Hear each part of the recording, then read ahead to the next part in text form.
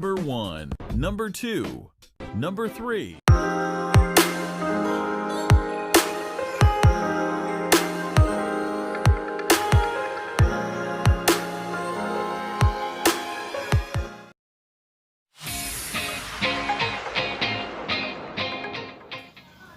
Terima kasih atas kesempatannya. Di sini kami dari kelompok 3 ingin mempresentasikan tentang materi logika.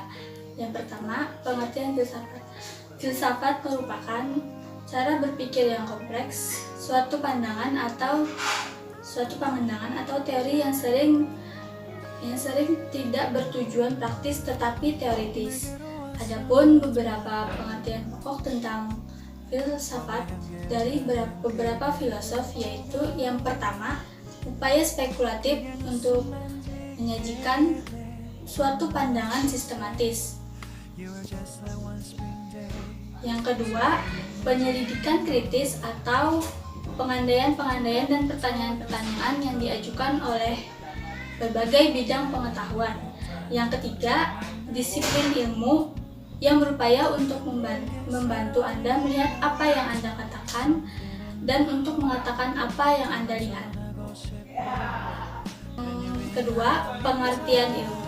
Ilmu merupakan salah satu dari pengetahuan manusia. Ilmu harus diusahakan dengan aktivitas manusia. Aktivitas itu harus dilaksanakan dengan metode tertentu, dan akhirnya aktivitas metodis itu mendatangkan pengetahuan yang sistematis. Yang ketiga, pengertian filsafat ilmu. Filsafat dan ilmu adalah dua kata yang saling terikat dan tidak terpisahkan. Filsafat ilmu adalah segenap pemikiran yang reflektif terhadap persoalan-persoalan mengenai segala hal yang menyangkut landasan ilmu maupun hubungan ilmu. Yang keempat, apa itu logika? Logika adalah ilmu bagaimana cara mengevaluasi argumentasi dan penalaran. Pemikiran kritis adalah proses evaluasi yang menggunakan logika untuk memisahkan kebenaran dan kepalsuan. Yang kelima, pengertian logika. Pengertian logika secara umum. Istilah logika berasal dari kata Yunani, yaitu logo, berbagai indera yang dimiliki oleh manusia. Logo mungkin menunjukkan kesulitan yang harus dihadapi dalam meningkatkan sifat dan ruang lingkup logika. Logika juga didefinisikan sebagai ilmu pengetahuan dan kecakapan untuk berpikir kritis. Yang selanjutnya, pengertian logika secara etimologis. Logika merupakan istilah yang dibentuk dari kata logikos yang berasal dari kata benda logos. Kata logos memiliki arti sesuatu yang diutarakan, suatu pertimbangan, akal atau pikiran, kata percakapan, dan lain-lain. Sekian penjelasan dari saya. Materi selanjutnya akan dilanjutkan oleh teman saya. Terima kasih.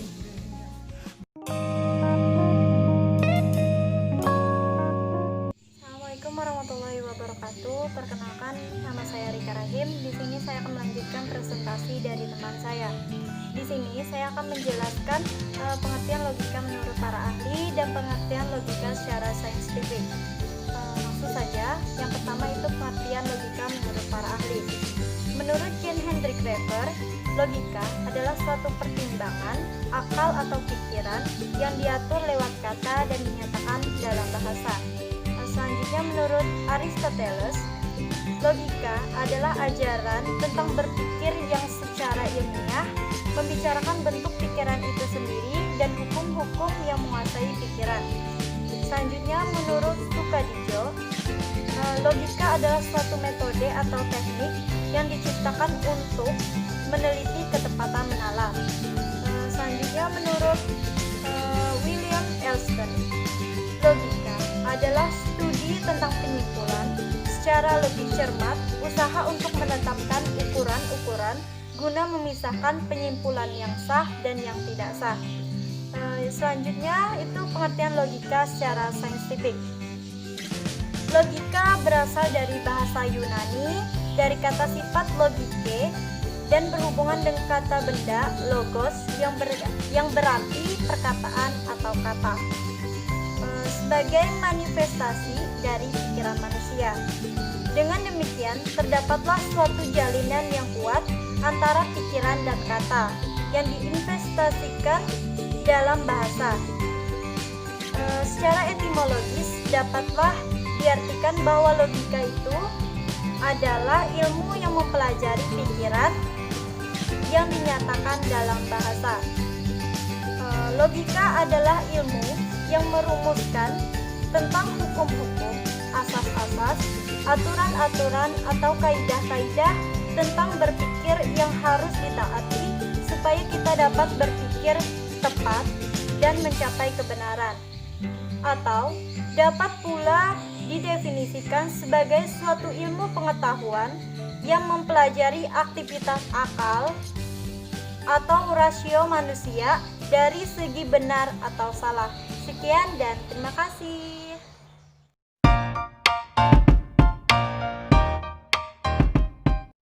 Baik, perkenalkan nama saya Johanna Alivia. Di sini saya ingin melanjutkan presentasi dari teman saya yang berjudul Sejarah Logika. Sejarah logika memiliki 3 masa, yaitu masa yang pertama adalah masa Yunani kuno. Logika dimulai sejak Thales, yaitu seorang filsuf Yunani pertama yang meninggalkan segala dongeng, tahayul, dan cerita-cerita isapan jempol dan berpaling kepada akal budi untuk memecahkan rahasia alam semesta. Thales mengatakan bahwa air adalah arche, yang berarti prinsip atau asas utama alam semesta. Dalam logika Thales, air adalah arke alam semesta, yang menurut Aristoteles disimpulkan dari, yaitu air adalah jiwa tumbuh-tumbuhan, air adalah jiwa hewan dan jiwa manusia, air adalah uap, air dan adalah es. Pada masa Aristoteles, logika masih disebut dengan analitika, yang secara khusus meneliti berbagai argumentasi yang berangkat dari proposisi yang benar, dan dialektika yang secara khusus meneliti argumentasi yang berangkat dari proposisi yang masih diragukan kebenaran. Pada 288 sebelum Masehi sampai dengan 370 sebelum Masehi, murid Aristoteles yang menjadi pemimpin Lyceum melanjutkan pengembangan logika. Sistematika logika terjadi pada masa Galenus dan Sextus Empiricus, 2 orang dokter medis yang mengembangkan logika dengan menerapkan metode geometri, yakni metode ilmu ukur. Galenius sangat berpengaruh karena tuntutannya yang sangat ketat aksiomatisasi logika. Karya utama Galenius berjudul Logika Ordini Geometrico Demonstrata. Tapi impian Galenius hanya terlaksana jauh kemudian, yakni di akhir abad 17 melalui karya Secheheri yang berjudul Logika Demonstratif. Selanjutnya yaitu masa pertengahan dan masa modern. Logika modern muncul pada abad 13 hingga abad 15. Tokoh-tokoh penting dalam bidang ini adalah Petrus Hispanus, Roger Bacon, Raymondus Lullus, dan William Foster. Selanjutnya, pada masa pertumbuhan dan perkembangan pada masa Islam, karya tulis Aristoteles diterjemahkan ke dalam bahasa Arab pada sekitar abad 7 Masehi dan kemudian diberi nama ilmu almantik. Ilmu almantik yang merupakan terjemahan dari ilmu logika adalah hasil karya para filosof Yunani sejak abad ke-4 sebelum Masehi. Kaum sofis, Socrates dan Plato adalah perintis lahirnya logika, sedangkan logika lahir sebagai suatu ilmu adalah atas jasa Aristoteles, Theophrastus, dan kaum Stoa. Pada abad ke-8 Masehi, ketika agama Islam telah menyebar di Jazirah Arab dan dipeluk secara meluas sampai ke timur dan barat, perkembangan ilmu pengetahuan mengalami kemajuan yang pesat. Puncaknya terjadi pada masa pemerintahan dinasti Abbasiyah, yaitu pada masa pemerintahan Khalifah Harun al-Rashid dan al-Ma'mun.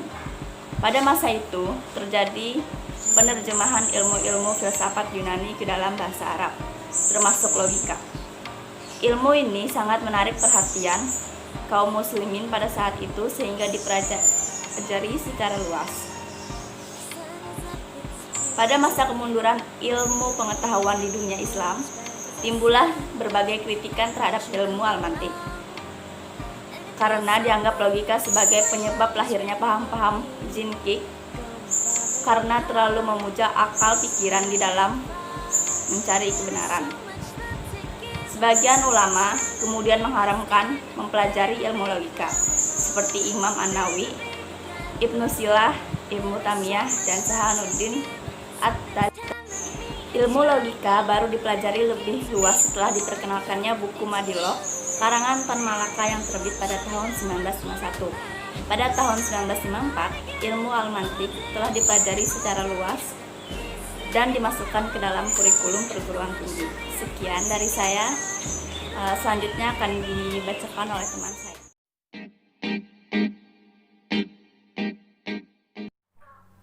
Perkenalkan, nama saya Nur Halimah. Di sini saya akan menjelaskan jenis-jenis logika. Jenis-jenis logika ada dua, yaitu logika alamiah dan logika ilmiah. Yang pertama, logika alamiah merupakan logika kinerja dari akal budi manusia yang selalu berpikir dengan secara cermat, tepat, serta lurus. Sebelum pemikiran tersebut mendapat pengaruh dari luar, seperti contohnya keinginan-keinginan yang memiliki sifat subjektif. Logika alamiah ini sudah ada pada saat manusia itu dilahirkan, sehingga logika ini memiliki sifat yang murni. Yang kedua, logika ilmiah merupakan cara berpikir yang tepat dan teratur sesuai dengan peraturan dan kebenaran mengenai cara berpikir. Maka logika ilmiah ini akan membuat akal budi seseorang bekerja secara lebih tepat, lebih cermat, lebih teliti, dan lebih lurus.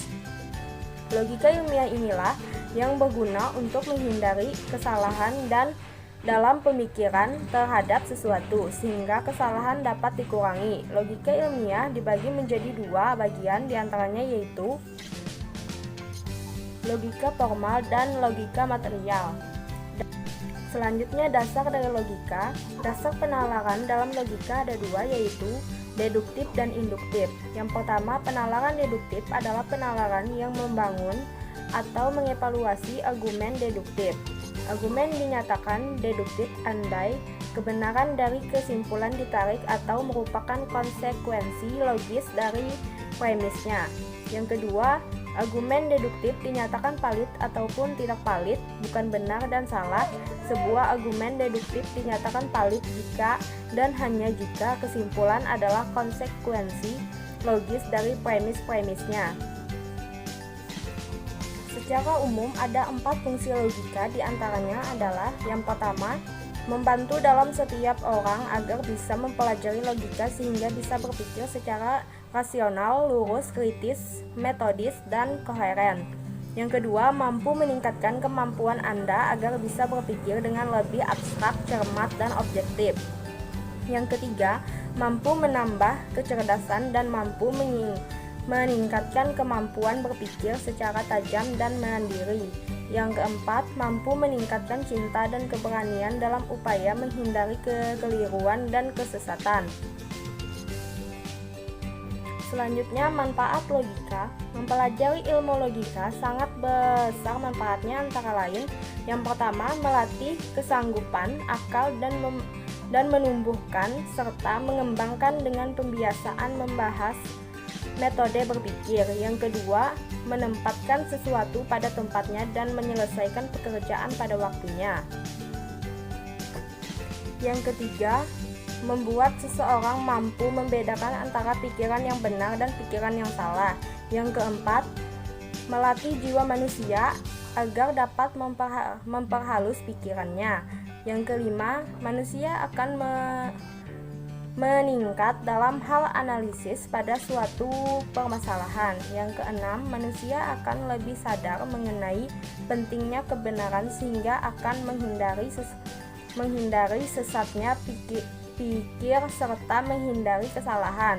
Yang ketujuh, Membantu meningkatkan cinta diri seseorang saat bisa berpikir rasional, lurus, kritis, tertib, koheren, dan metodis. Terima kasih, itu saja dari saya. Baik, di sini saya akan melanjutkan presentasi dari teman saya. Dalam materi manfaat logika untuk manusia. Ada beberapa manfaat baik logika untuk manusia, diantaranya adalah yang pertama, melatih jiwa manusia sehingga bisa memperluas jiwa dan pikiran. Yang kedua, mampu mendidik kekuatan akal dan pikiran serta membangunkan dengan sehingga bisa melatih dan membiasakan dalam mengadakan penelitian mengenai cara berpikir.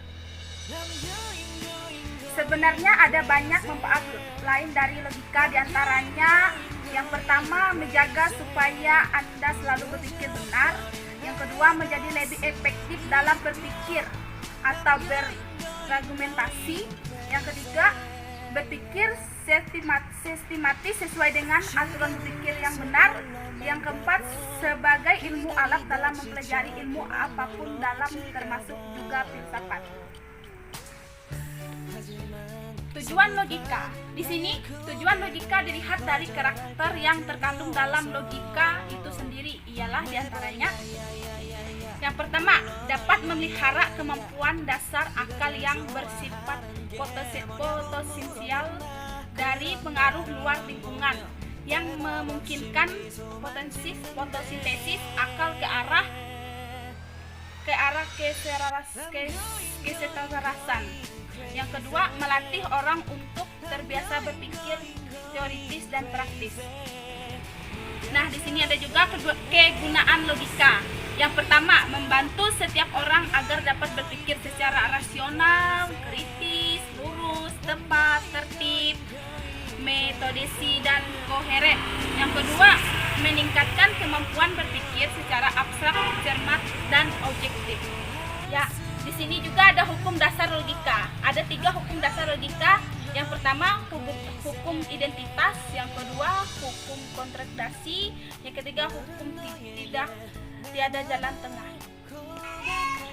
Selain itu juga hubungan logika hukum dengan kepastian hukum. Kepastian hukum itu secara normatif adalah ketika sesuatu peraturan perundang-undangan dibuat dan diundangkan secara pasti karena mengatur secara jelas dan logis. Nah, di sini juga ada hubungan logika dalam ilmu pemerintahan. Sebelum mengkaji ilmu pemerintahan, sebenarnya lebih dahulu kita harus mengetahui apa itu ilmu pemerintahan dan bagaimana cara mengkajinya. Ilmu pemerintahan adalah ilmu yang mengkaji, merupakan ilmu yang mengkaji secara logika. Sebenarnya contohnya untuk mencapai rekomendasi dukungan suara dari masyarakat banyak. Nah, sekian dari presentasi saya, akan dilanjutkan oleh teman saya. Terima kasih.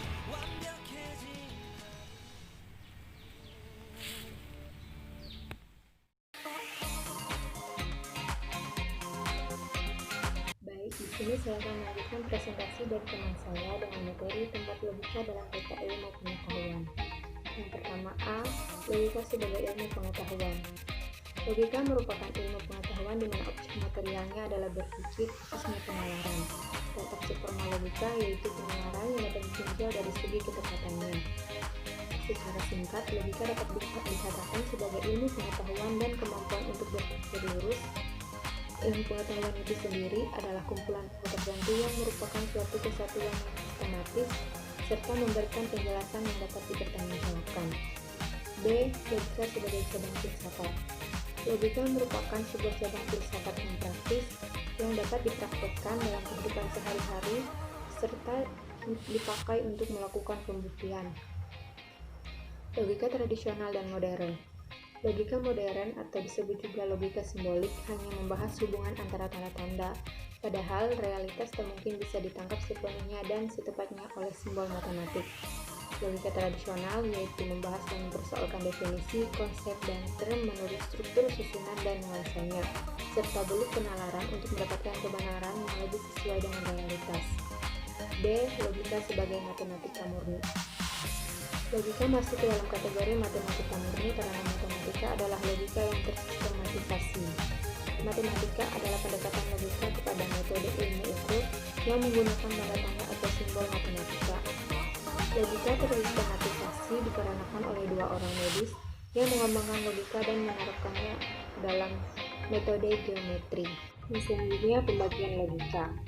Yang pertama, logika makna luas dan makna sempit. Dalam arti yang sempit, istilah dimaksud dipakai searti dengan logika deduktif atau logika formal. Sedangkan arti luas, pemakaiannya mencakup kesimpulan dari berbagai bukti dan bagaimana sistem-sistem penjelasannya disusun dalam ilmu alam, serta meliputi pula pembahasan mengenai logika itu sendiri. Yang kedua, logika deduktif dan induktif. Logika deduktif adalah ragam logika yang mempelajari asas-asas penalaran yang bersifat deduktif. Dan logika induktif merupakan ragam logika yang mempelajari asas-asas penalaran yang betul dari sejumlah sesuatu yang khusus pada suatu kesimpulan yang bersifat boleh jadi. Yang ketiga, logika formal dan logika material. Logika formal adalah logika yang mempelajari asas, aturan, atau hukum yang berpikir dan harus ditaati, agar orang dapat berpikir dengan benar dan mencapai kebenaran. Sedangkan logika material mempelajari langsung pekerjaan akal serta menilai hasil-hasil logika formal dan mengujinya dengan kenyataan praktis yang sesungguhnya. Yang keempat, logika murni dan logika terapan. Logika murni merupakan suatu pengetahuan mengenai asas dan aturan logika yang berlaku umum pada semua segi dan bagian dari pernyataan tanpa mempersoalkan arti khusus dalam suatu cabang ilmu dari istilah yang dipakai dalam pernyataan yang dimaksud. Logika terapan adalah pengetahuan logika yang diterapkan dalam setiap cabang ilmu, bidang filsafat, dan juga dalam pembicaraan yang menggunakan bahasa sehari-hari. 5. Logika filsafat dan logika matematik. Logika filsafat adalah logika yang masih berhubungan erat dengan pembahasan dalam bidang filsafat. Adapun logika matematik merupakan suatu ragam logika yang menelaah penalaran yang benar dengan menggunakan metode matematik formal dan mengujinya dengan kenyataan praktis yang sesungguhnya. Yang keempat, logika murni dan logika terapan. Logika murni merupakan suatu pengetahuan mengenai asas dan aturan logika yang berlaku umum pada semua segi dan bagian dari pernyataan tanpa mempersoalkan arti khusus dalam suatu cabang ilmu dari istilah yang dipakai dalam pernyataan yang dimaksud. Logika terapan adalah pengetahuan logika yang diterapkan dalam setiap cabang ilmu, bidang filsafat, dan juga dalam pembicaraan yang menggunakan bahasa sehari-hari. 5. Logika filsafat dan logika matematik. Logika filsafat adalah logika yang masih berhubungan erat dengan pembahasan dalam bidang filsafat. Adapun logika matematik merupakan suatu ragam logika yang menelaah penalaran yang benar dengan menggunakan metode matematik. Sekian presentasi dari kelompok kami. Jika ada kata yang kurang berkenan, mohon dimaafkan. Terima kasih.